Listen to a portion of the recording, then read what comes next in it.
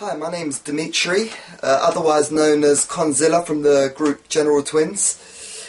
I'm here today to share with you my experiences I've had with George Valentino, and I've had quite a few experiences. I mean, George isn't just a clairvoyant, you know, he doesn't just do tarot. There's a whole ritualistic side of George which I barely got to see. He was performing in his back garden, at the back of the back garden. He's got a big altar there with a massive tree where he does his meditations. And while he was performing this ritual, just a bit of background on the ritual. Basically, this guy, he had been, some negative energy was attached to him, or black magic. He'd been hexed. And as part of the hex, he had to die, or something had to die.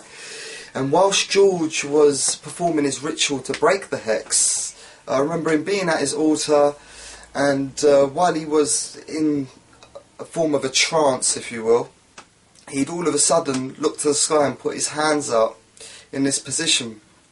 And I remember it vividly. A pigeon had fallen out of the sky right next to his feet. And this pigeon could have landed anyway, you know, it could have landed on its front, on its side, but no, the pigeon landed in the same crucifix position that George had his hands in. So the pigeon was on its back like this. And I was awestruck, you know, I couldn't believe what was going on. And I thought to myself, wow, like George was telling me before, something had to die, and this pigeon, the poor thing, had to be the thing that died in order to break the hex. And once, you know, he'd finished performing that ritual, he had to bury the pigeon just to finish off the ritual. And it was amazing, you know, one of the most amazing things I'd ever seen.